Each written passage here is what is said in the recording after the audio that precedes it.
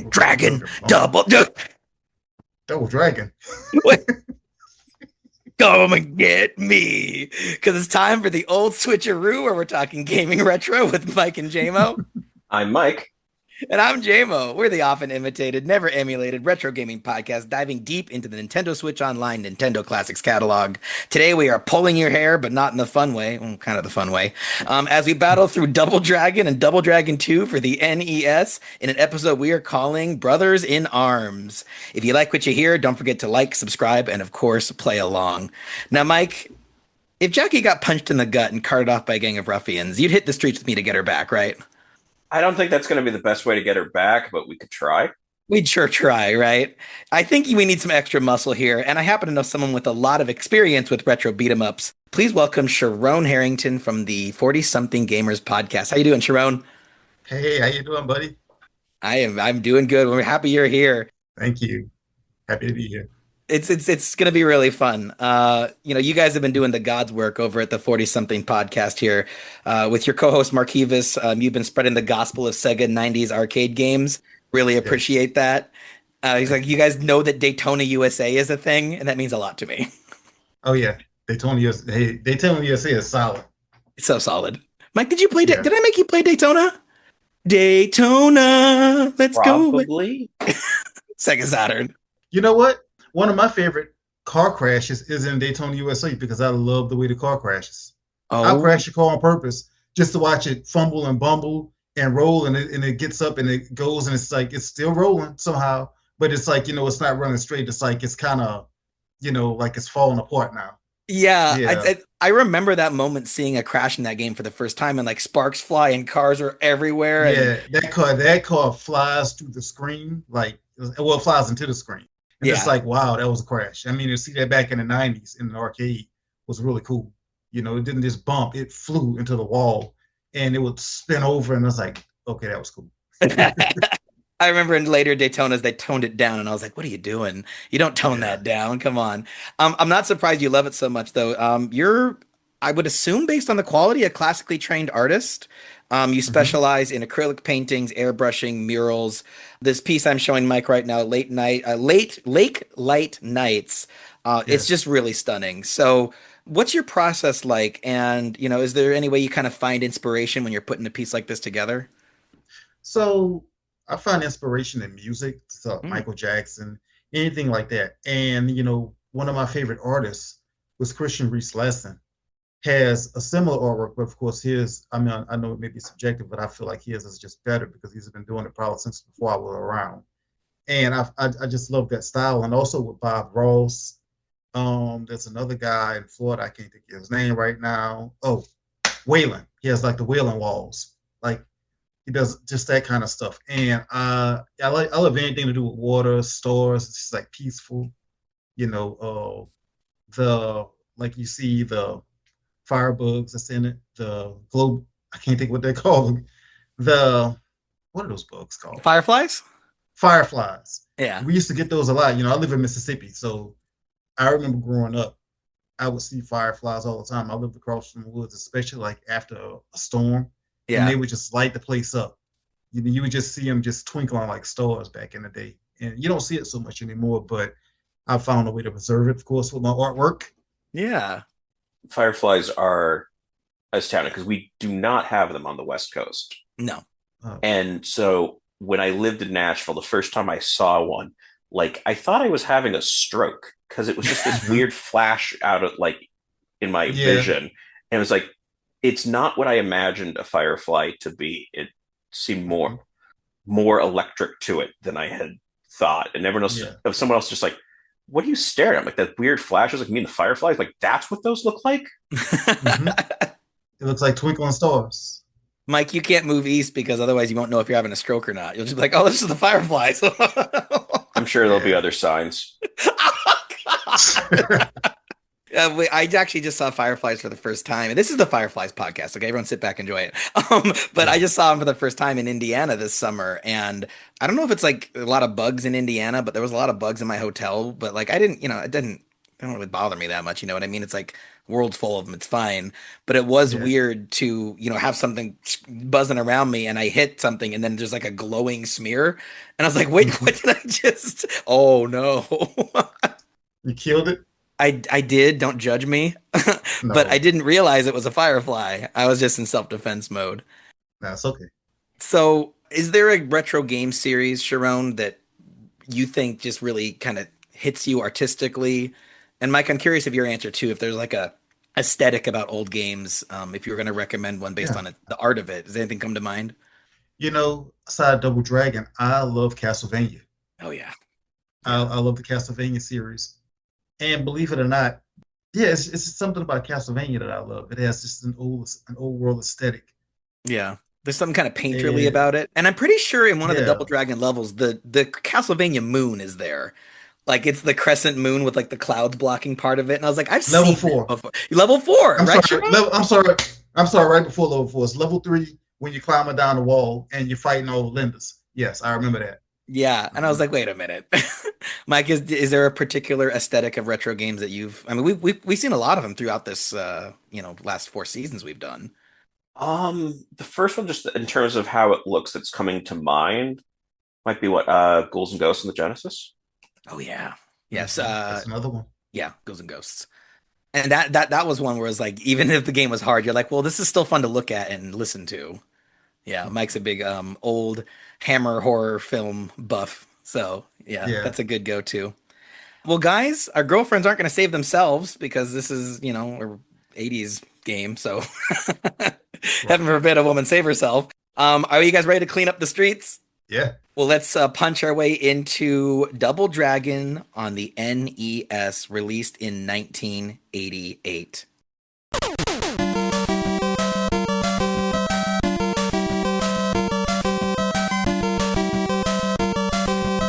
As described on Nintendo Classics, a group calling themselves the Black Warriors has kidnapped Billy Lee's girlfriend, Marion. They demand to know the secrets of Billy's martial arts style in exchange for his girlfriend. However, Billy won't stand for these underhanded tactics and decides to rescue her himself. Help him fight through city streets, buildings, jungles, temples, and various other locations in a quest to find his girl. He'll gain experience by using different fighting techniques in order to obtain more hearts, which will unlock more powerful techniques to use against his enemies. Keep an eye out for crates, boulders, whips, bats, knives, and even dynamite along the way, as Billy can also use them to annihilate opponents. Armed with his mysterious and powerful martial arts, help Billy pummel his way through an array of goons, gang members, and other Black Warrior scum to free Marion from their clutches. Pretty hype, pretty hype. Let's take a look at the front of the box, since that was often people's first impressions. Mike, would you mind describing it for our audio listeners? So we have the nice bold Double Dragon title with kind of, it says Double Dragon, but it really feels more like one dragon in kind of a cat dog situation behind it. Cat dog reference for the win. Cat Uh-huh. dog. And then we've got the two brothers, one holding a whip, one holding a knife, face to face, arms up, and then a little bit of a battle scene down below with both of them doing both flying kicks, I think, right? Yeah, flying kicks. One's armed with a bat, one's armed with a chain, or maybe it's just the whip held differently. So, Sharon, put your nostalgia aside for a second. Are we liking this cover? Oh, I've always loved that cover. I like the four guys fighting at the bottom with the city in the background. You know, Yeah. it kind of reminds me of the Karate Kid scene, like when they were all fighting in a tournament and the song was going, "You're the best around." No That's one's what ever that gonna. reminds me of. And it has like, with the dragons, they do look like wizards, like slash cat dog. And yeah, it's just cool. I've always tried to figure out which one is Billy and Jimmy down there. I'm almost thinking that the guy furthest to the left, I think that might be Billy. Yeah, I think so. And like, granted, this isn't even a two-player game, like simultaneously. Yeah. Jimmy is normally wearing red, but it looks like Jimmy's kind of kicking it. Well, the way the game went, uh, maybe Jimmy's the guy down from him on the left. He's also wearing like the blue, but yeah, solid cover. I've always liked it. It's very iconic, and I know you have it there, but I also have it here. Oh, You look at know, that. He's got the cartridge. not only that, I have it here. Is that the Neo Geo one? No, this is the Sega Genesis. Oh, wait. That was only in Japan, wasn't it? It was. It's here now. Yeah, I agree with you guys. I think Mike's right. The big font's really cool. Am I crazy? Yeah. These two muscular arms kind of touching at the elbows, both flexing. This is post Uh-huh. Predator. Do you guys think that this, Well, no, that Predator came out in 1987. This came out in 1988. right? So I'm saying the art for the Double Dragon Of box course, art you're right. could have been influenced by Predator. I don't know. There's just something about those two beefy arms. I do kind of take issue though with the box art very much implying that you're going to be playing side by side like you could in the arcade. And you Yeah, call your game Double Dragon, so it's one player. Well, we're gonna get yeah. into it. It is technically two player, but a little bit Mhm. misleading. So I got some behind the scenes trivia for you guys here. According to a 2012 interview with Polygon, Double Dragon was originally developed as a follow-up to Neketsu Koya Kunio-kun, or Renegade, Mhm. as it's released in the West. Do you ever play Renegade, Sharon?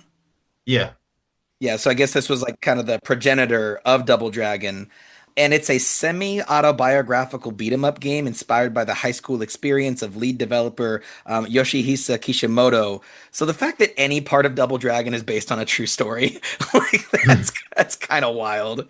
Yeah. The Renegade is not based off the Styx song. I mean, no. I saw a movie called Renegade years ago, and they had Lou Diamond Phillips. I always, for some reason, thought that it was based off of that because the guy in the game looked like Lou Diamond Phillips to me. Oh, look at that. Someone I leave a was like, comment. okay, You Lou Diamond Phillip heads. Phillips yeah. Lou Diamond Phillips head. Oh my God, there's a joke there, Michael. Screwdrivers. We're gonna workshop it. So in that same interview with Matt Leone, Kishimoto goes on to lament the mismanagement of the Double Dragon brand, stating many different people worked on Double Dragon's graphics over the years, and Techno often outsourced the game design to external companies, so there's no consistency to the branding or the quality. I personally find it unfortunate, but that's the way Techno handled its titles. The image I've cobbled together here is from a famous post on NeoGAF message boards showcasing the insane number of times the Double Dragon characters have been redesigned for different box arts. Mike, does any particular one call to you? I think probably the one where one of them has apparently been turned into Charles Bronson. Okay. Yeah, this one was one of the Game Boy covers, actually. Double Dragon 3, the arcade game on Game Boy. Sharon, did you play this one? Not on Game Boy. Yeah. Charles Bronson's the blonde one, though. No, the other one. Oh, that guy. Yeah. Okay. I don't know who Charles Bronson is. I just think it's pretty ridiculous, that they kind of just couldn't keep it straight whether the characters are mustached or how old they were or what like race they are. Like it's like were they given any notes or were they told to just draw like kung fu people? Have either of you seen the Double Dragon movie? It's pretty infamously bad. Yeah, but I actually like that movie. Do you? Yeah, it wasn't no worse than Street Fighter when it came Okay. out. Okay. I watched it in preparation for this. Oh, okay. I didn't get a chance to. I've been meaning to anyway. Right. And I kind of feel like somebody should have told me that that movie is set in like a post-apocalyptic 2007 Hmm. LA after an earthquake has knocked much of LA underwater. What? Hmm.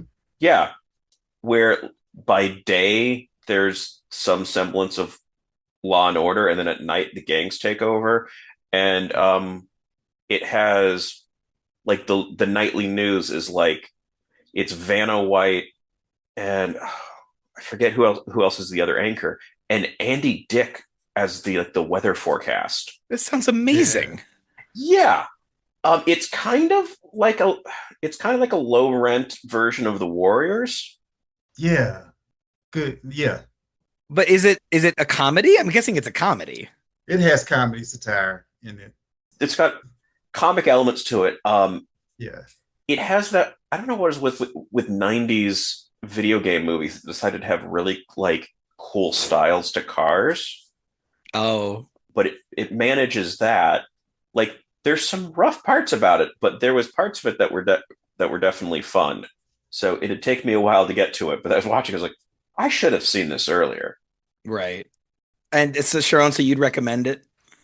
I would say it's worth a watch. People today may not like it. I saw it back in the '90s when it came out, back about Okay. '90. In fact, I was dating this girl, and the movie came out, and we rented it, and we just kind of chilled out and watched it. And I thought it was a pretty cool, pretty solid movie. And it was, we didn't have a lot of video game movies back then. I think the only one we had up to that time might have been Super Mario Brothers. I don't even think no, Mortal Kombat hadn't even come out yet. So it was just kind of cool to see the characters that you love play out on the screen. It's like, okay, how are they gonna do this?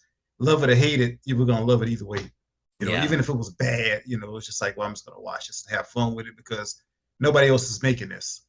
And I thought it was cool to see Robert Patrick, the guy from Terminator 2. He was a bad guy. He made a pretty decent bad guy, you know? He seemed to have fun with that role. That's Yeah. what you need. And Alyssa Milano, Melissa Milano's in it? Alyssa Milano was in it. She was fun to watch. Scott, I can't say how you say the guy's name. Mark, the one guy in the red, Mark. He was in one of the movies. Cradle, not was it Cradle to the Grave with? Oh no, he was in John Wick. He was in a couple movies. I know he was in John Wick, like maybe John Wick 3, and he was fighting him. And once they took a break, he was like, it's a pleasure like to really fight with you, John Wick, and everything. It's good to meet you and everything. And they shook hands. He was like, "Are you ready?" And it's like, "Okay." And they go back into fighting. You know, that guy's a really good martial artist. So Jimmy And I Lee want to say versus versus John Wick. John And Wick. John Yeah, Wick wins. of course.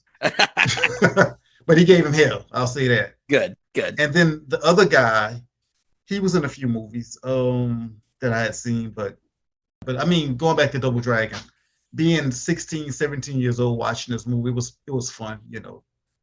It had an 80s look about it, but it came out in the 90s, and it was cool.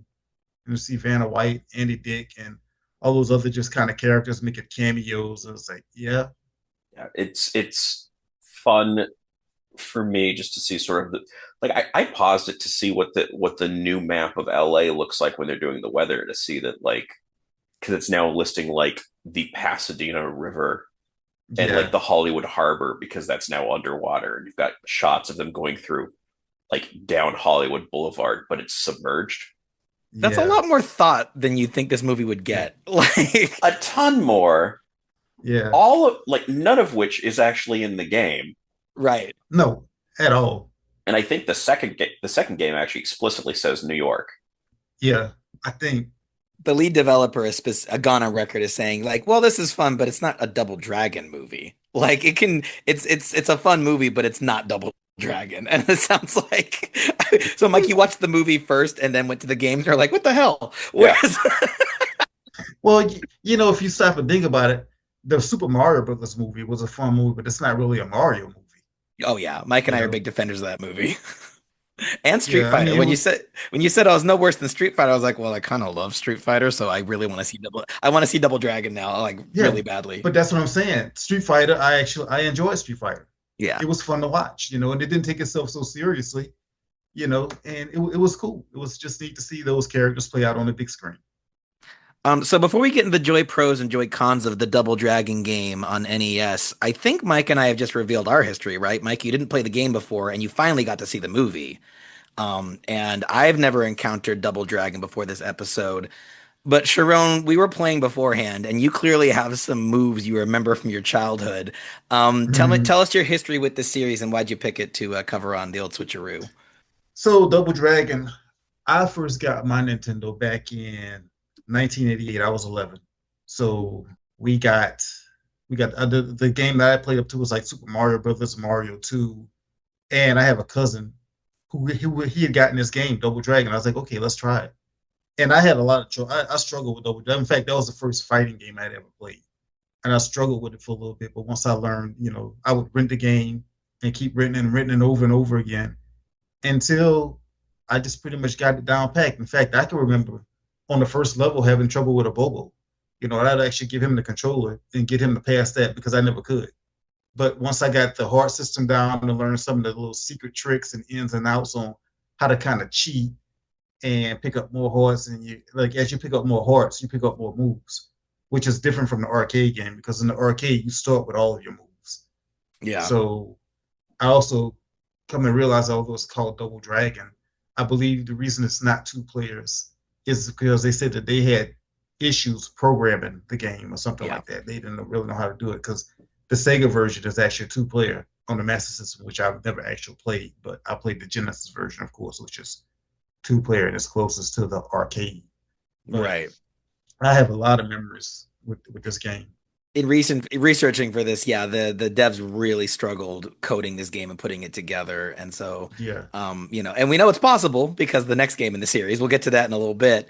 But Mm-hmm. so as a kid or as a 40 something gamer, Nintendo, did you ever beat this game? Oh yeah. I didn't stop till I beat this game. He Nintended. Nintendo. I did, and I can still beat this game today. Sometimes I make it my business to go in there and just whoop up on this game. Awesome. Mike, how far did you get? I got to, I forget where, the two of those thing where they come out of the wall. Level 3. Duo Bobo? Yeah. Yeah. And then that wrecked me each time. Mm-hmm. Yeah, so I mean, you using save states, using rewinds, I Nintendo did beat this game as well. Nintendo. Isn't that a cool thing that you can rewind the games now? It's everything. And I get so much Yeah. flack for people being like, yo, you didn't really beat it.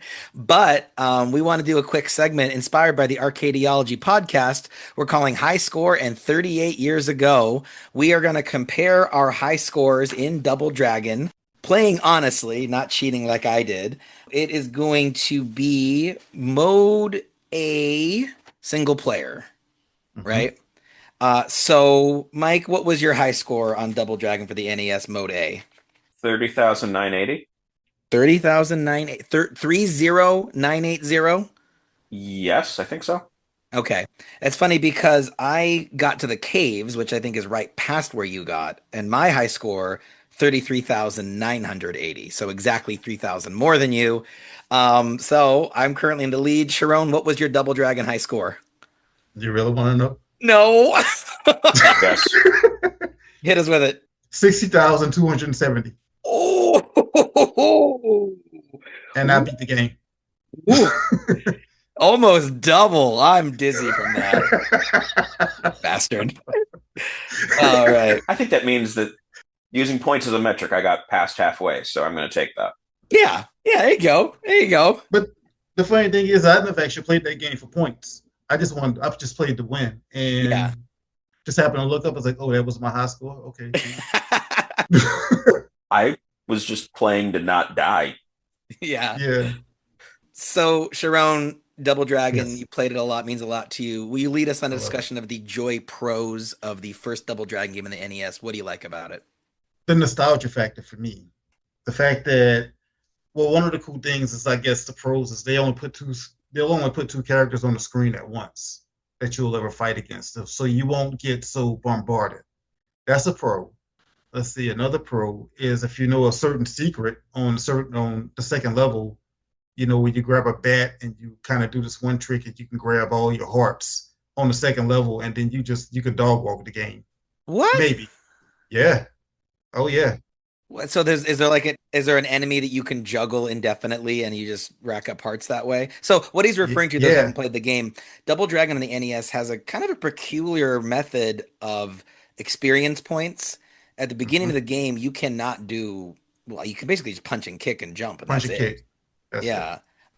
But so as you defeat enemies, you gain hearts, which is basically your experience bar, and then at full strength, you can grab them, you can throw them. You can spin kick, you can elbow. The elbow smash is the most important the most important move in the game.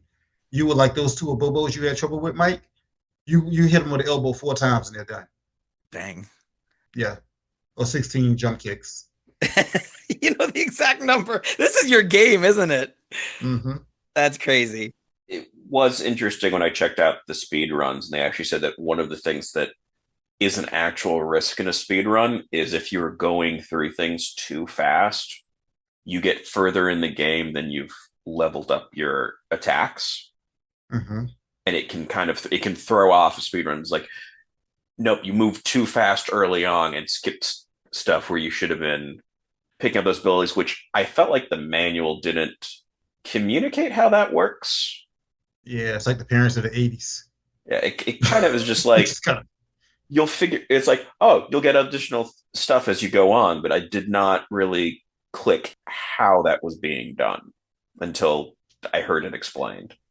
Yeah. so realistically, if you stop and think about it, I don't think they don't want you to truly level up until you get about that level right where you are right there with The the caves. moonlight. We're talking about Castlevania. Yeah, that's about the point where you get about your sixth to seventh heart. Yeah. So I mean, if you're playing through the game the right way, you can do it that way. And I've done that, but I mean, why go right when you can go easy? But I do think that once you're leveled up, some of these attacks are viscerally satisfying. Like the Yes. move where you grab your opponent by the hair and you yank their hair down to your knee and you are kneeing them in the face. Like I've never Hmm. been in like a real fight. I don't think Mike has either, but I imagine that's satisfying. Like that's like that kind of makes me want to get into a real fight because that seems really fun. Might break some teeth and some head concussions, but I'll tell you one of the other satisfying moves in that game is the jump spin kick. Because that pretty much knocks them down with one hit. And then, like, if you say knock the character down, you can actually pin them down, and you sit on top of them. And you just pummel them until they're done. Yeah. So that's pretty satisfying too. As long as somebody doesn't come from behind you, hit you from the back. Right. But I did notice though, So I like that move too because it's like, okay, now I'm kind of moving through the game at a faster clip because once it's down to me yeah. and one other guy and they're on the ground, I leaping on them and pounding them into the dirt, such a cool Hmm. feeling. I also Hmm. didn't expect this game to have level variety. There's platforming challenges and there's like a Hmm. maze section. Mike, did you get that far? Enough to see there's going to be more platforming, but not for the. You said maze? And so there's in level 3 and 4, you have to know to go Hmm. into certain holes in the wall or to climb up the side of the cliff. Otherwise, the level will loop and you'll just run out of time. Oh yeah. Yeah. And it was like that's annoying, but also I didn't expect this to be anything other than move right, you know. Hmm. Um, but so Mike, did you enjoy the fact that there was platforming, or is that more of a Joy-Con for you? I am pretty much never a fan of platforming. Okay, let alone if you have to press two buttons to jump. Yeah. Yeah. But then, some of the later levels, though, there's like a kind of Temple of Doom style level with like traps and things flying out of the Hmm. walls. And I was like, I didn't expect this game to play with the extra dimension like that. Hmm. So, I thought that was pretty dope. And, we had already mentioned it, not a two-player game, but two-player mode kind of more elaborate than I was expecting. Sharon, did you like the fighting game mode? Uh, Very not popular opinion back then. No, I didn't like it Okay. because to me it kind of slowed things down. In fact, I never. Today was the first day I played two-player mode since I can remember. But like I said, I was never much of a one-on-one back then. Because I know we used to play like the wrestling games, like pro wrestling and everything, and I always sucked. I'd just rather kind of go at the game and fight all the bad guys. But I used to always lose in the two-player mode because once again, my cousin who was better than me, never gave everybody a chance. And I know like one of those characters, you could pick up a knife, but it didn't matter because he was so good. He seemed to just catch the knife in thin air, even if you could Wow. do that. So I was like, okay, I can't play this with you. But being 11, he was probably 15, 16. So it's like, yeah, no. You got to text him and ask him his high score because hopefully it's higher than yours and I feel better about myself. Not about Yeah. that. Mike, so you didn't play with us before the show, but did you get a chance to check out Mode B where it's more like a traditional fighting game and you are picking from well, I guess it's five different enemies or you can just play Mhm. as Billy Lee. Did you get a chance to try this out? I did No. and was not a particular fan, but that Okay. was not a particular surprise. I thought it was neat because like I've played games like Golden Axe and like Streets of Rage and Mhm. there's like there's the main story mode and then there's like this extra thing. And in like Golden Axe it's kind of like a gauntlet style where you fight more and more enemies until eventually you lose. Mhm. But just I don't know, I was tickled by the fact of like, oh, I can play as the enemies. And I'm in control of a Bobo right now, and it felt unique. I can't think of too many other beat 'em ups to this day that just let me play around with the enemy sprites. I thought that was kind of cool. I didn't love everything about this game though. So does anyone else have something to praise about Double Dragon before we move on to the Joy Cons? Not really. I mean, I'm gonna love it regardless, but Yeah, I mean, there are cons. yeah. And you know I do have one more Joy Pro. You kind of got to give this game its flowers because this was the first beat 'em up game essentially that was two players in the arcade. And the things that this game did became genre staples. You know, like the way that you pick up the weapons, the way that co-op worked in the arcade, the level progression, even just the stereotype of like, oh, a big bad guy with a gun is the last boss. Like it all comes from Mhm. Double Dragon. So if you like this genre, you kind of gotta, respect your elders a little bit. Mike, anything else to praise about Double Dragon on the NES? I don't think I've got anything. Okay. So Mike, what irritated you about this one? What's your first Joy-Con? I think I had trouble getting the hang of handling this. I think some of that may also stem from the A and B to jump thing, which is very much just an NES limitation. Yeah. It had two buttons, so A was punch, B was kick, and well, we don't have a third button like you did in the arcade. So A and B is jump. Yeah, and with platforming challenges, that was like it was particularly rough. Sharon, so you love this game, but you said there's cons. Hit me with another one. Well, one of the cons I always hated about this game was like if you were putting the game into the cartridge, sometimes you just have to blow in it and keep blowing it to try to get it to work. The bitch, things like that. You're just like, why won't this thing work? So you would get the alcohol and the cotton swab, and you try to clean the Uh, connectors, and all of a sudden it would jump on. But no, all jokes aside, I tried all that on the Switch and it made it worse. yeah, I think one of the, let me think of a con of this game. The fact that it's not two player Right. is a. Now I've seen what somebody on YouTube reprogrammed the game and they did make it two players. I thought that was pretty cool. That is cool. Yeah, that also came about 40 years too late.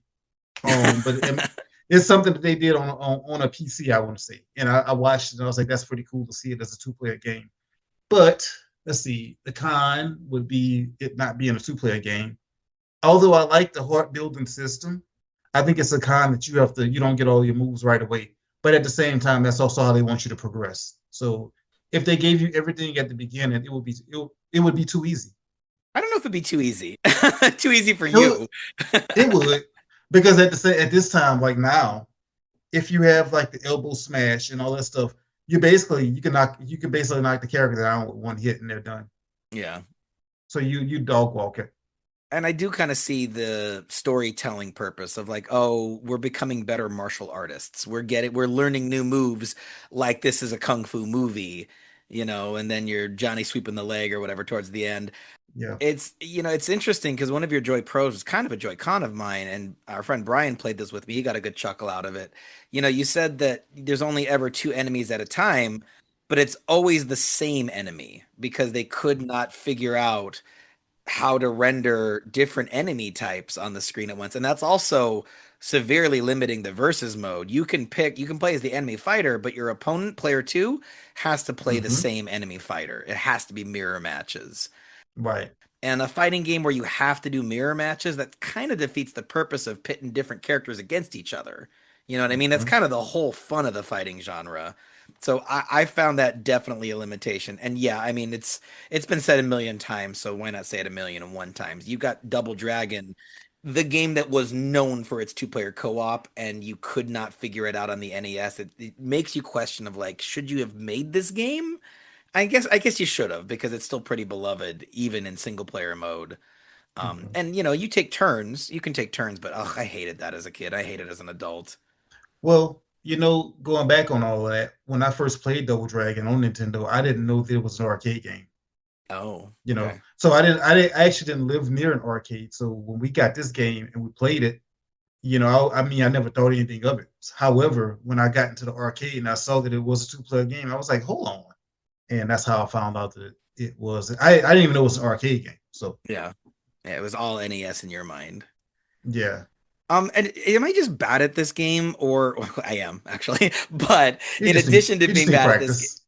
I found it really odd that if I walk up and punch an opponent, in Hmm. campaign mode or verse mode, whatever it is, I use the punch button. I punch them in the face. They punch me back like Hmm. right away. and we're just slugging each other, but I'm losing hit points. I use my kick. That's got a longer range. They're keeling over and they're never reaching me. So in this game, I never used punch because I'm like, I don't want to get hit back. I guess I'll just kick Mhm. everybody. Mike, did you notice that too? That the attacks were like the punches and kicks weren't really equally useful? A bit, and I think the speedrun I watched talked about the same thing as well. Also, I think. Okay, so it's a known thing of like and its kicks are the useful part, right, Scharonne? Yeah, Yeah. the punches will get you hit. So I feel like that's a weird gameplay design thing. I like it way more in the next game we play where like, the punches are kind of setting up your combos and the kick is kicking behind you. Um Yeah. I don't know. I wanted to punch more than I did, and I ended up using kick for pretty much everything. I also thought the game, and we mentioned they struggled while developing it, but I don't know if it runs super well. Like some of the hit detection is kind of off. There's real bad like slowdown and flickering at points. It runs kind of rough and it seems like it ran a little rougher than other games of its era. Or maybe I'm just being too hard on it. I don't know. But that was kind of my last Joy-Con is like this one kind of chugs a bit in Mhm. terms of its running. Well, I think a lot of the 8-bit games back then, they would kind of flicker a bit, Yeah. whenever too many sprites would get on the screen at once. Because Yeah. I've even seen slowdown in the arcade, when everything it can only run so smooth up to a certain frame rate, I guess. Well, so I think that's a perfect segue actually to our NintenDIS-or-DAT segment because Double Dragon is available on the NES via Nintendo Classics, but you can also buy it on the eShop for $7.99 and it's the arcade original. And this one has two-player restored. It obviously looks way better. Graphics are amazing compared to the NES. But Sharon, I don't know what your feeling is on it, but when I was playing the original Double Dragon arcade, I was Mhm. surprised at how much it slowed down.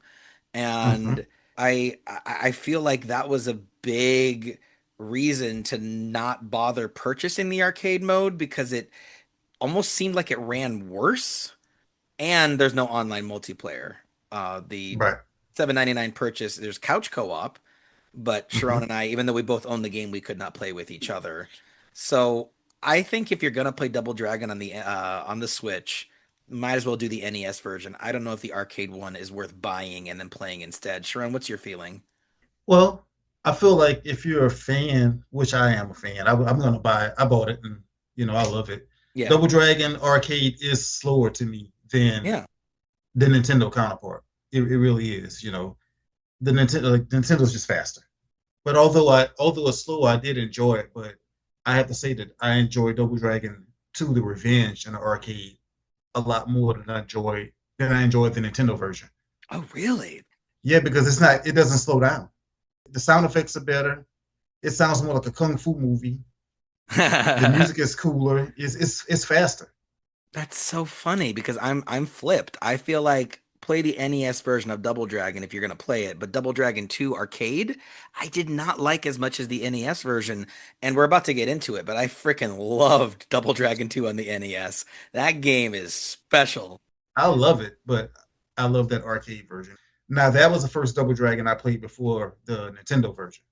Okay. Because and then we discovered it's like I was talking about Double Dragon, and we were at a friend's house, and he was like, "Hey, we got this game. We have the second version at the bowling alley." I was like, "Really?" So of course, I got some cords from my grandma, and I went over and I saw it, and I was like, "Oh wow, this is really cool." And you know what? That's something I love about your show. I love every time you and Mark just go off on how wonderful 90s arcades were. And Yeah, I forget which one of you said it, but it was like that was the nightclub for gamers. You know what I yeah, mean? And the lights and the sounds and the thumping bass and the clatter of pins in the background and the smell of yeah. pizza. There's something magical about a good arcade, and I lament that my students don't really know what that feels like. That's unfortunate. So anything else to say about Double Dragon before we jump kick our way to the sequel? My one thing that I have with a bunch of these is that I feel like if you're making a port of an arcade game, I like the ability to just sort of push through because if it Oh, was in the arcade, I could. yeah. Mhm. And in my mind, it feels like, well, this is more expensive.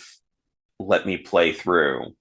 And then you can get into the, okay, a better ending if you do it on fewer credits or something. but sort of that start all the way back from the beginning is always frustrating. And certainly the arcade ports that I've enjoyed most have been the ones that have let me just kind of keep going through. Push that coin in. So, wait, so Sharon, do you agree on a home port? You'd rather me just be able to keep hitting continue and just get to the end of the game regardless of skill? Because I feel like to me, I always hated that as a kid. Dreamcast arcade ports did this a lot, where like you love this game in the arcade, you buy the Dreamcast version, you Hmm. play it all the way through their first sit down because continues are unlimited, and then Hmm. it's like, well, I've seen everything the game has in the first 50 minutes. And Right. yeah, it was fun, but now I'm a little crestfallen to have already gotten to the end of this pretty expensive game. So my favorite model for that was this from this janky Wii game called Target Terror. It was a light gun Hmm. shooter on the Wii, but it was a port from this really crappy arcade game. But the way they did it is that every time you game over, the next run you get three more continues. And Hmm. so you are gradually earning a bank of continues to get you to the end of the game. So what's your preference, Sharon? Would you rather have to master the game to see the ending, or are you more with Mike where you'd rather keep hitting the coin button and get all the way to the end? Depends on the game, but also know that no struggle, no progress. Mike, that's our problem. With Double Dragon and games like Double Dragon and Contra, it was frustrating to lose a game. You have to start all over. But that's how we got so good at it because we had to keep starting over. Yeah. If you just kind of, I don't disagree with being able to like continue and progress through the game. I like that too because sometimes you do just want to move on. However, in doing that, it's like okay, you just kind of cast it aside after it's done. Yeah. Versus I'm going to jump back in Ninja Gaiden. It's like I got this level, I got to work on it. I got to get better. So okay, I know the ninja stars are coming from here, and you got the dog coming from here, and the birds coming down. Maybe if I just kind of tweak and move a little bit, and I pull this aside, and I get that, and and it's that kind of thing. So, and games were expensive, and of course back then we couldn't buy, so we had to master the shit out of them because Yeah. our parents wasn't going to buy us another game. I remember that feeling. Yep. Yeah. The Game Pass generation doesn't know what it felt like to be Oh, playing a game you didn't know it was very good over and over again because that was the game you got yeah. for those 3 months. You know, like, Even hey, listen, even with the rewind feature that we have, play something like Ghosts and Goblins, and you're still going to get hammered. Because I mean, okay, let me rewind, and I think that that's a cool feature to be able to rewind and try to figure out what your mistake is. yeah, Like if you make it again, okay, rewind. Okay, like maybe I need to rewind a little bit further back, not just let's not go 5 seconds back. Let's go 15 seconds back. Okay, let me see. Oh, there's a box right there. So it's like it's that sort of thing. and it's funny because like I beat that game for this show, and even rewinding it was difficult. That's how hard those games are. Ghosts and Goblins is no joke. No joke, no joke. Well, you know what else isn't a joke? Our second game for today, Double Dragon 2: The Revenge, released for the Mm. NES in 1990.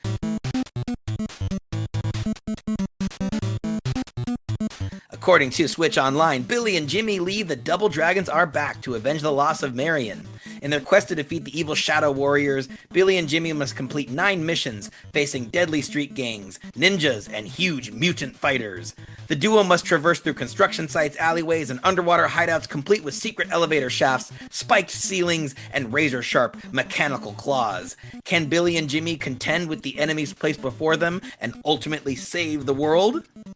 I don't know. Let's find out, guys. Let's take a look at the box art here. Mike, would you once again describe this one for our audio listeners?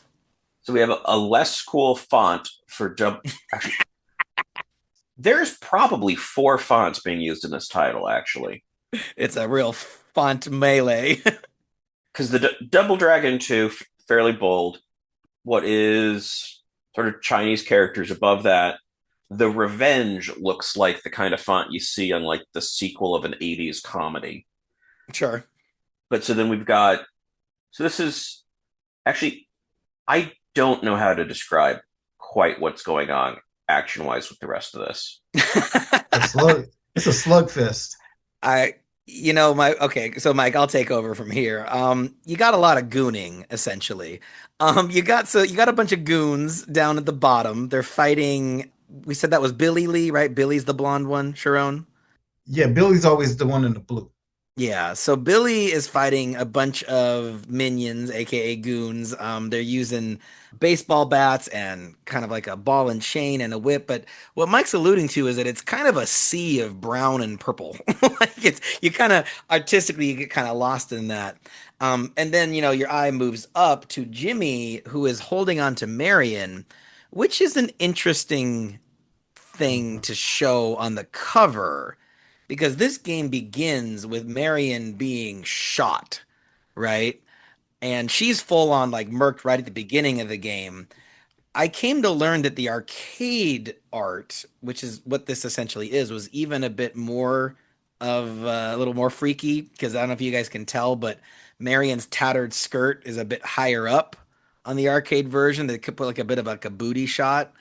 And Mhm. I really, that kind of bothered me. Like, I know this series is pretty dated, but I felt like the character of Marion was treated pretty terribly. Like in the arcade version, when she gets kidnapped, you get like this panty shot. And like when you Mhm. save her at the game at the end, you get a panty shot. And then like NES, they took out the panty shots, which I always thought were creepy in the first place. But you find her like laying on a bed, like in the wrong direction with the cat from Rick and Morty under the table. I just really felt like there was a lot of implied, like, I'm sorry to bring down the mood, guys, but a lot of implied, like, kind of sexual violence that kind of, I don't think is aged well. Am I alone in that? I guess I never thought about it. I did see the panty shots, but I mean, I was just like, okay, well, she's wearing a short dress. There we go. Those are the panties. Maybe, something. Yeah. Maybe I'm thinking about panties too much, which is probably true. I mean, it's still also regular violence, so I'm not. That's true. Yeah, it's just this is bad. I don't know. Justice Yeah. for Marion. So I got some behind the scenes trivia for you guys. Not a lot with Double Dragon 2. It was originally developed with an upgrade pack for the arcade, but when the file size was drastically larger, it got switched over to its own standalone game. And speaking of visual upgrades, Double Dragon 2 was remade in 2013 as Double Dragon Wander of the Dragons. Sharon, did you play this one? Nah, I passed on it. Okay. It is widely regarded as one of the worst games of all time. The remake of Mhm. Double Dragon 2 is infamously bad, so I want to have a little fun here. I'm going to read you some of the more poetic reviews from Metacritic, and then at the end, I want you guys to guess what the Metacritic score for this game is out of a possible 100. Okay, so it'll be pretty quick here. We're gonna start off here with Post Arcade.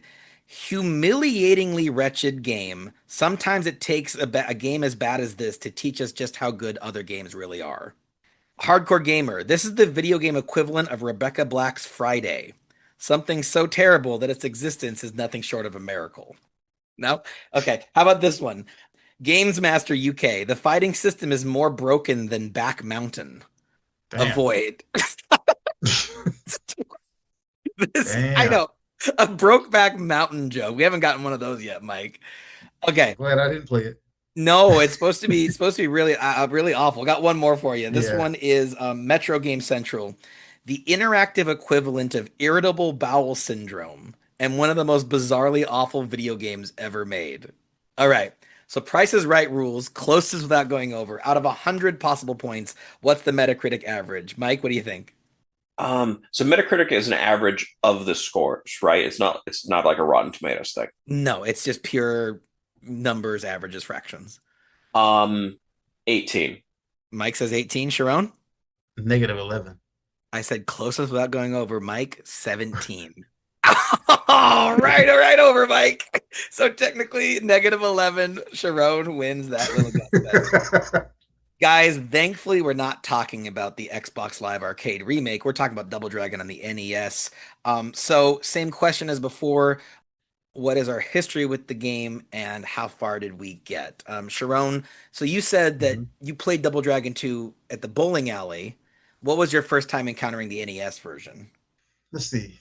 The first time I encountered it was probably about 1989, maybe the summer of 89 when it released, and I rented the cartridge. And man, I was just so excited to play this game, because I had played the arcade version, and we didn't get arcade versions at home. I didn't. I mean, none of us had the Neo Geo. I don't even think I knew what a Neo Geo was yet. But to get this game at home, and it was solid. It wasn't arcade, but it's like, hey, it was Double Dragon 2 Nintendo, and it had some similarities, which I thought were pretty cool, and it had some extra moves and a lot of extra stages. So it wasn't like where Double Dragon 2 basically was. Double Dragon 2 arcade was basically the first game all over again, just faster, because if you look at it, it's all set up the same way. Well, Double Dragon 2 Nintendo was not. It was its own game. It did its own thing in its own way. And it was really cool. It was really cool about it. And well, I'm guessing because just casually before oh, by the way, guys, happy 4th of July. We're Thank you. recording on You 4th too. of July here. Yeah, you too. And Scharonne and I are playing two-player mode. And I keep getting thrown off the side of buildings. I die and I don't know, Scharonne, what was it, like 5 minutes? And Scharonne, Yeah. he's down to like his last health point. And he just keeps going. This guy's fucking untouchable. So I go, okay, I got to get to the Zoom because Mike and I got to start recording, but you're doing so well. I don't want you to stop. And he got to basically the end of the game and I was playing casually with me screwing him up. So it seems stupid to ask, but Sharon, Nintendo, did you ever beat Double Dragon 2 on the NES? I Nintendo beat this game a great many Friday nights, Saturdays and Sundays, sometimes before church, sometimes before school. In between bathroom breaks, I used to walk this game like it was my dog. Nintendo, did you ever? Nintendo. Family computer. And using rewind, I know this game walked me like a dog a little bit, but yeah, I Nintendo did beat it as well using rewind. Nintendo. Yeah, Family there computer. was no rewind when I beat it. But No rewind necessary. Now, this game I think is a bit easier than Double Dragon. I don't know if that's accurate. It feels easier. yeah, Mike, how far did you get? I got to like the underground base, which I think Okay, just like fourth yeah, level. that's Mhm. decent progress. I think I got that far, then went back, did like the practice, which basically after 3 levels was like go play the real game. Mhm. Oh So yeah, the difficulties. So we said that for our high score and 38 years ago, this one was going to be one player mode, warrior difficulty. Mike, did you get a high score for warrior difficulty? is that the middle difficulty? It is, sir. Yeah, Okay, give me your high score. 13,310. 13,310. Okay, my score 16,160, 16,160. So I think we can move on, right? I'm number one. I win, right, Sharon? I think we're not done. Hashtag stop Yeah, the hang count. on. Let me stop right No, there. I My know high you're. score, though, Yeah. I'm gonna let you guess. I'm just gonna let you guess. Well, just playing casually, two-player mode, you got to 60,000. So I'm gonna guess. All right, okay, Mike, you and me, Price is Right rules, not going over. I'm gonna guess his high score. I'll just go an even 75,000.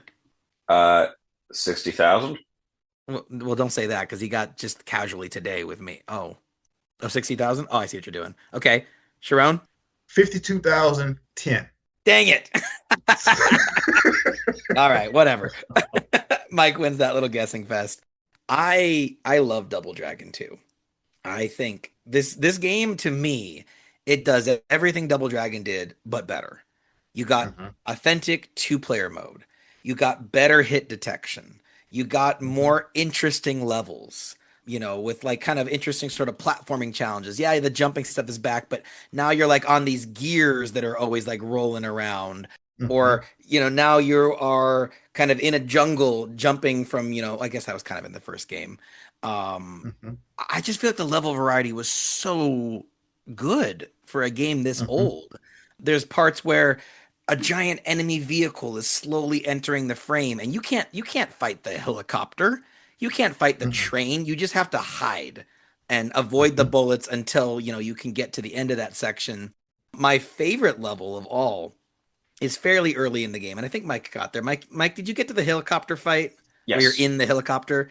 Did that strike you as kind of neat? Yeah, it was really satisfying. Or so to contextualize this, like that you are in a helicopter, and so like you're fighting in the main part of the helicopter. So you have a door to your left that enemies will enter in, and then you've got a door in the back right corner that will open and just pull anybody towards it.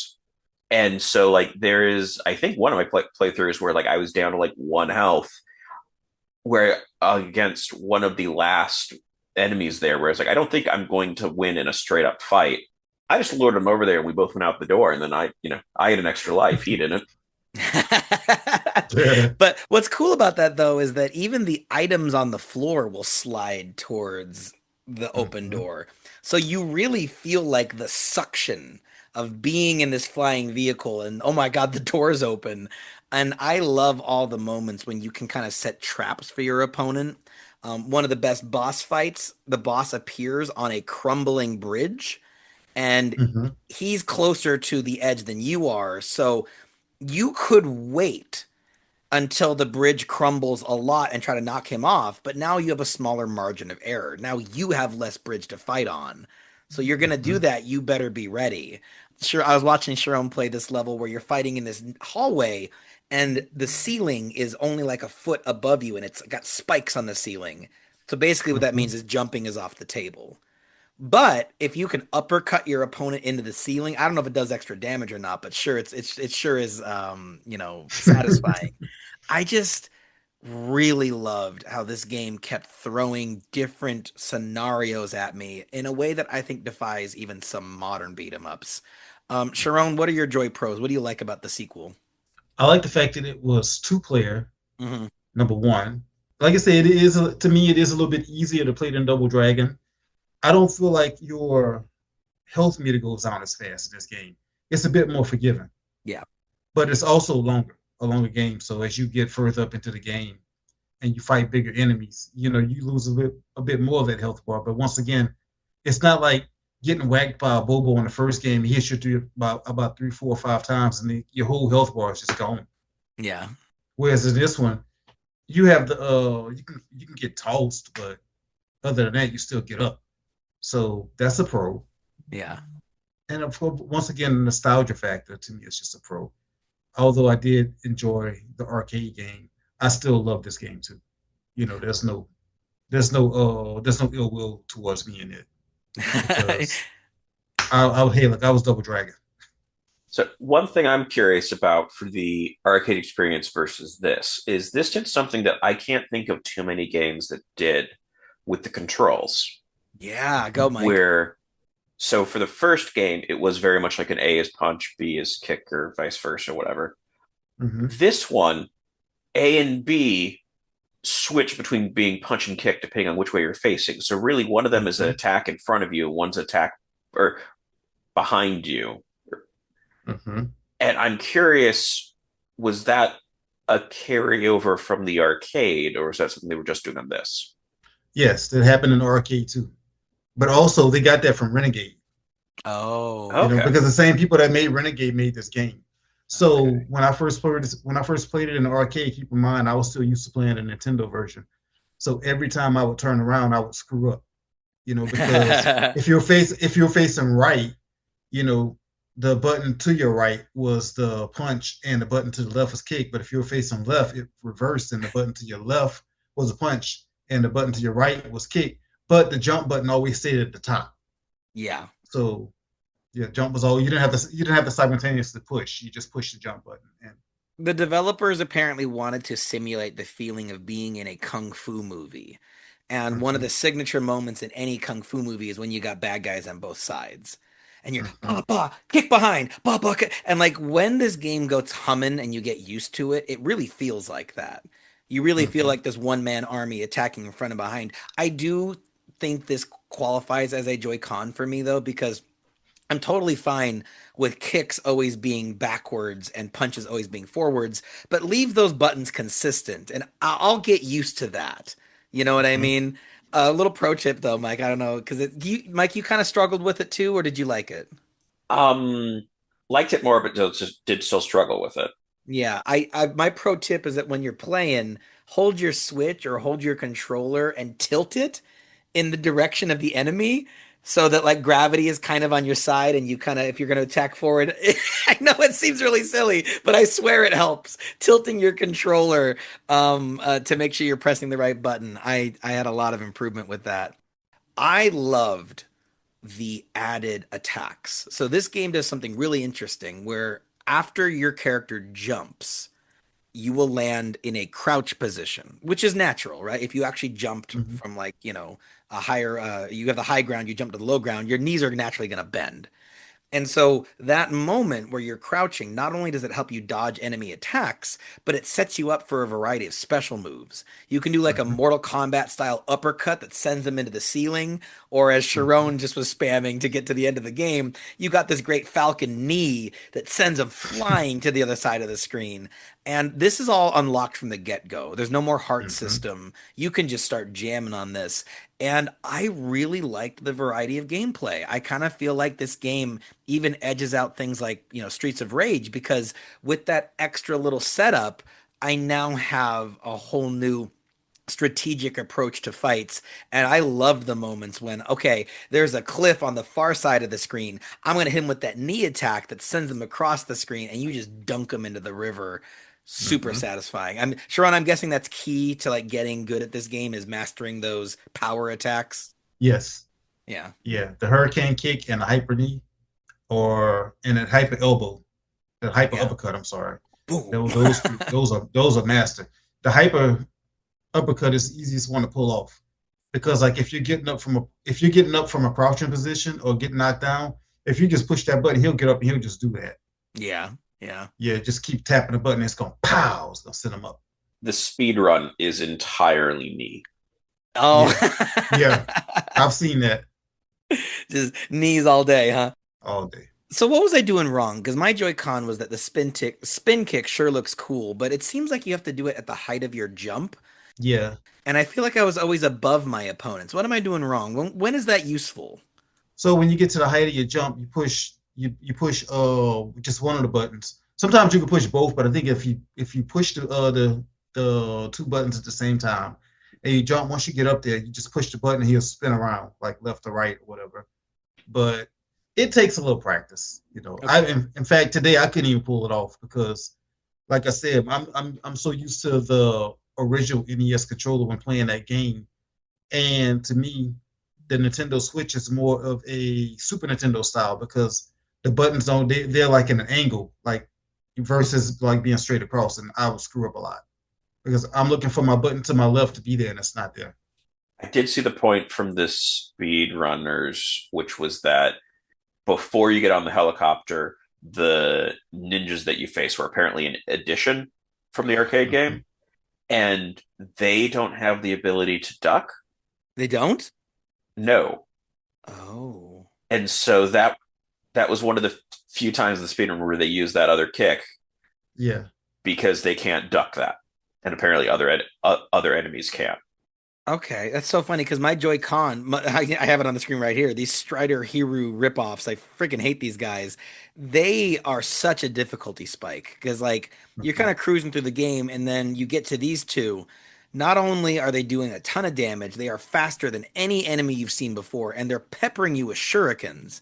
So it's Mm-hmm. like I don't know about you guys, but like my life bar melts when I get to them, and so I'm like, screw you guys, because you get past them, and the next few many enemies aren't that bad. And so I was like, Mm-hmm. what was that really? I feel like that's a thing that modern games don't have very often was this weird difficulty spikes where it's like level three is really bad, level four not so bad. I feel like games Mm-hmm. today have such a natural, smooth progression that sometimes I kind of miss the weird Mm-hmm. little stressful points of games like this, but I friggin' hated these ninjas, and I'm still scarred from Super Ninja Boy, so screw these ninjas. Um, Mm-hmm. but Mike, you said they weren't in the arcade mode? That is what the speedrunner people said. Okay. My last Joy-Con is that I missed the versus mode, the play as the enemies thing. I know it wasn't very good, but I thought it was interesting at least. Mm-hmm. But man, though, Double Dragon 2, way better than I expected. And I didn't expect it to be bad, but like I just thought it aged really, really well. And it's got a Mm-hmm. cool ending. Sharon, do you like the ending of the game? Yeah. That guy, the final boss when you play in Supreme Master. Yeah. Yeah. Because he can disappear.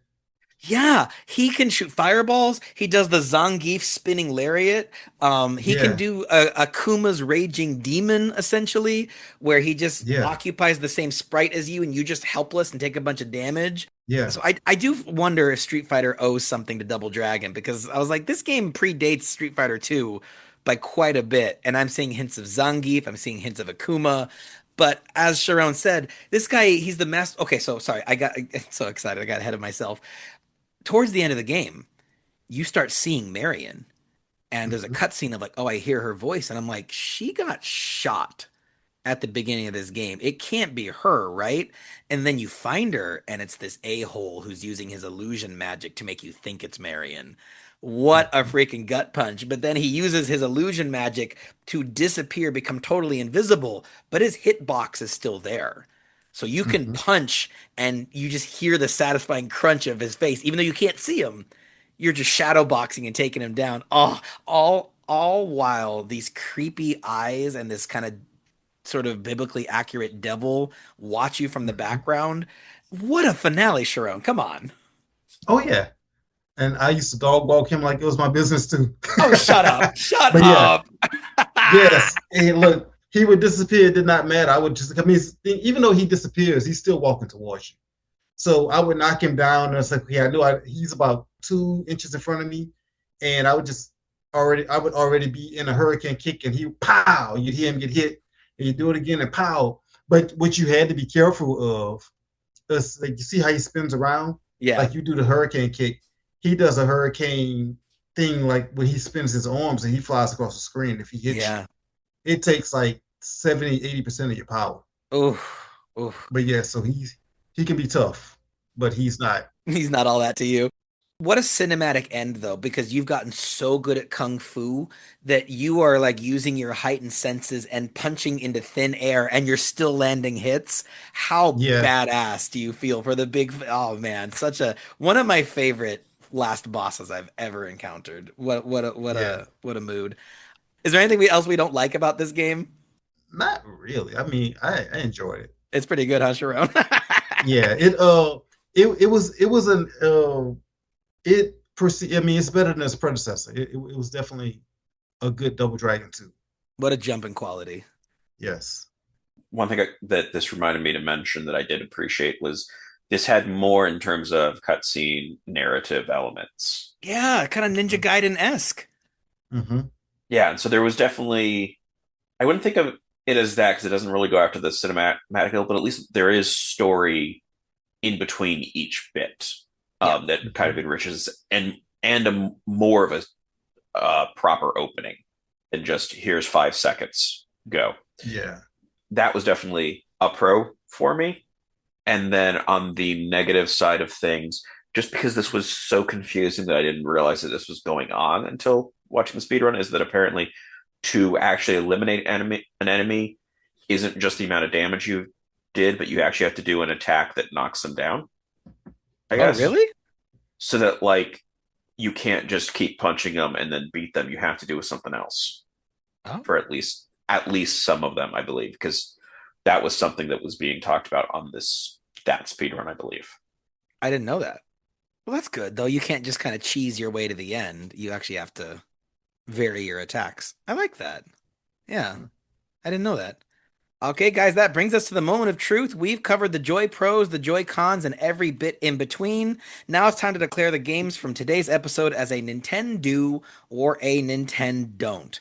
So, for me, I don't think Double Dragon on the NES, the first game, has aged particularly well. Okay, like the main hook of the title being two-player co-op and then having a single player game that I don't think ran very well. We've gotten to this situation before where it's like on the same subscription tier, if you're playing this on Switch, you have a subscription to Nintendo Classics, you have access to Double Dragon 2. Is Double Dragon worth playing? I think for me, and I feel bad because I know historically the game is important, but I think it's a Nintendon't. And for my rankings, I put it pretty low. I put it at 97 out of 116. Sorry, Sharon. I know you love these games. No, it's okay. I put it right above Flicky because that game's not even fun. And I put it right below Doomsday Warrior based entirely on the fact that Doomsday Warrior I thought had some interesting characters. Double Dragon on the NES did not really grab me, so Nintendo don't for me. Well, let's go to Scharonne next. Scharonne, Double Dragon, the original. I'm gonna guess you're a Nintendo. I am, but I also have to realize that I played it before I played Double Dragon 2. Yeah. However, if you jump in the game, if you jump into it and you play Double Dragon 2 first, I can almost see where it will be a don't. Yeah. Because I mean, because it is a step back from it being a two-player simultaneous to just a one-player. Yeah. But they also got to think that a lot of people don't like Zelda 2: The Adventure of Link. But I played that. I played that before I played the original Legend of Zelda, Wait, and Scharonne, I still, hey, are you a defender of Zelda 2? The side-scrolling Zelda? Do you kind of like it? I love it. Oh my God, it took 4 seasons. Sharon, you beautiful man. You don't understand. I have been getting shit for 3.5 seasons for liking Zelda 2. And I knew that one day I would meet someone else who would defend that game with me. Oh my gosh. Oh So, man, that was the first. Let's see, when I got Nintendo in '80, I was in sixth grade. yeah. I got Nintendo in fifth grade in 1989 for my birthday. That was a birthday present I got, gold cartridge and all. And that's been one of my favorite games. I mean, I learned how to walk through that game, and you fight the shadow boss at the end, and Beautiful. like which is the actual shadow of Link. Shadow Link. And I played that one, and I don't think I played The Legend of Zelda for the next couple of months to a year. Because Oh, I didn't have it. I didn't have access to it. I didn't have any money to go out and buy this game. And even if I could, I couldn't go all the way to Biloxi to Toys R Us. You know, but yeah, the Adventure Link, yes, that was my game. I loved it. you hear that, Butch? You hear that, Riri? What a way to end season 4. Oh my gosh. Where have you been all my life, Sharon? Okay, I'm sorry. Yeah. That's so satisfying. But that being said, I got a bad feeling about what Mike's about to do. Mike, Double Dragon on the NES. What's your verdict? I think I end up at a fairly reluctant Nintendo. Oh, okay. I think there's enough sort of interesting stuff going on there that even though I don't think it pulls it off as well as it could, like I wish it communicated what was going on better with the way that you get access to the additional attacks in a way that I felt like I could have that the manual could have set me up for, okay, this is how I've got to approach this. But I like that idea. Okay. There's just a lot that I wish you could do better, but it had enough to it. And actually, on a side note with that, quick question, because I didn't see this with context. Do you fight the other brother at the end of the first game? You do. Yes. He's the last boss, which I thought was kind of a sick twist. Yeah. See, you say it's a twist. They put that in the manual? They put that in the manual, No, sort they of. didn't. hmm No. Yeah. Yeah. Yeah. It was even in the strategy guides back in the day. The way that they word it in the manual, when they talk about the character bios. So this is for Billy. The hero of our story, he began his kung fu training at age 12 and became a kung fu Sosakin master at 20. Nice standard kind of thing. This is the bio for Jimmy. Billy's twin brother, he is secretly the shadow boss, mysterious leader of the Black Warriors. Oh my God. hmm Yep. Well, okay, not a twist. So actually, here's the thing though. If you play through the original arcade version and you play with Billy and Jimmy, once you beat the guy with the gun, you still have to fight. You have to fight for the girl, and the winner is the one who gets the girl. Okay. So in that you fight one another. Correct. Yeah. Okay, I was. This is part of what I was wondering about how this would play out in two player when I saw that. Is I'm like, how does that work in a two player version then? So that makes sense. That is one of many things this game did first and then became kind of a staple. And in fact, I remember at the end of Die Hard Arcade, I don't know if Sean ever played that one, great beat 'em up on the Sega Saturn. And at the hmm end, this character goes like, "Oh, now we can see who's going to be my bodyguard." And player one has to fight player two, and there's no more continues allowed. It's just the Right. end of the game, who's the better one. But in Die Hard Arcade, you're shooting each other with handguns and hitting each other with flamethrowers. And I was like, man, Yeah. you really want to be this girl's bodyguard. Like that's really crazy.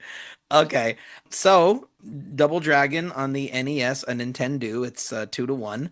Mhm. Scharonne, Double Dragon 2. I'm gonna guess if you're recommending the first game, you gotta recommend the second game. Oh yeah, that's definitely a do for me. For me, Double Dragon 2, it's a new fave. I'm blown away at how good it is as they walk around beat 'em up on the NES. Like really limited hardware, but they were cooking with this one. The Mhm. level variety, the special moves. I feel like in some ways Double Dragon 2 is more interesting than games in the genre that would come later.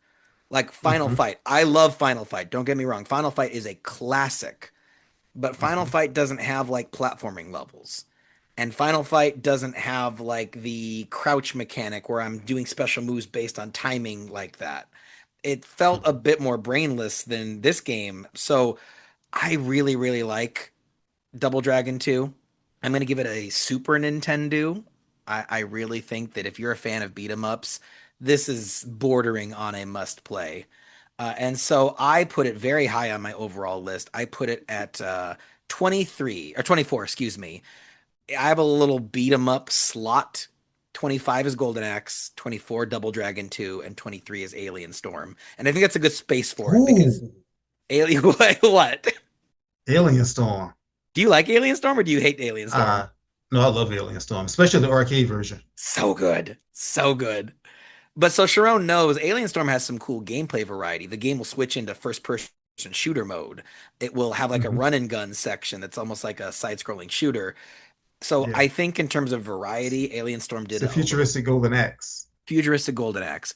And Golden Axe, I love Golden Axe. I mean, it's 25 out of 120 or something. But Golden Axe doesn't have the variety these other two games do. So I think Double No. Dragon 2, I think it's perfect at 24 out of 116. Mike, Mhm. what's your verdict on Double Dragon 2 and where'd you place it? Double Dragon 2 is a little bit more in favor of, I think the way that I guess this replicates the way arcade would handle this in terms of the punching is actually interesting with the left and right thing Yeah. is interesting because just I haven't come across many games that do that.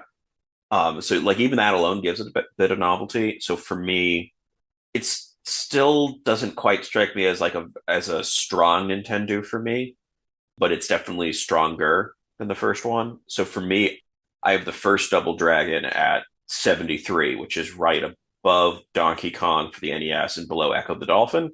Okay. And then Double Dragon 2 is just a little bit up at 68, which is just above Joe and Mac 2 and below F Zero. Okay.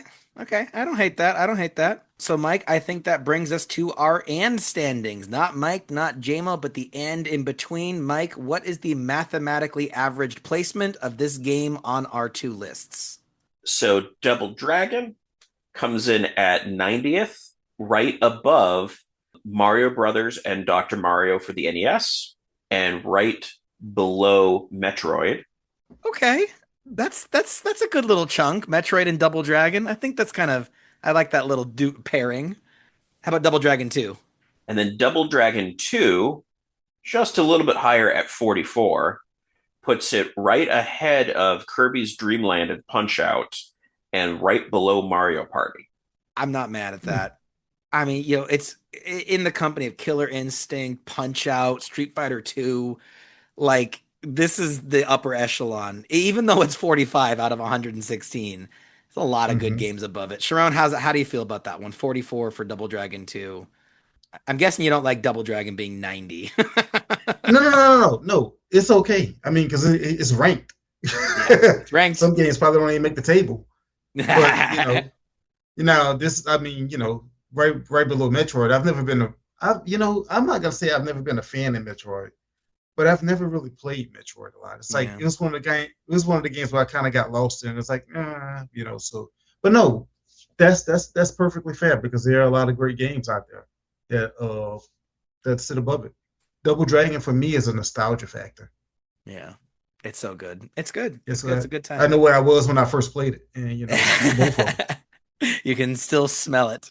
including the third one. Yeah, I still remember the smell of the Nintendo, the all that stuff. And then you watch Vroom. Double Dragon the movie, you're on a date with a girl, so it's like it's Yep. the sights, the sounds.